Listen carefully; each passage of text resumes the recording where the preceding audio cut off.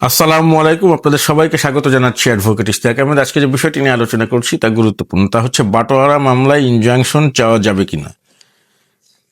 বাটোয়ারা মামলায় ইনজাংশন চাওয়া যাবে এবং এক্ষেত্রে দেওয়ানি কার্যবিধির অর্ডার 39 রুল 1 এবং 2 এর আন্ডারে টেম্পোরারি ইনজাংশনের পিটিশন দিতে হবে।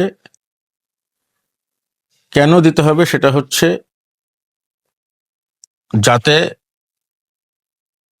বাদীর অধিকার সংরক্ষিত হয় এবং মামলার অন্যান্য পক্ষ তথা বিবাদীরা যেন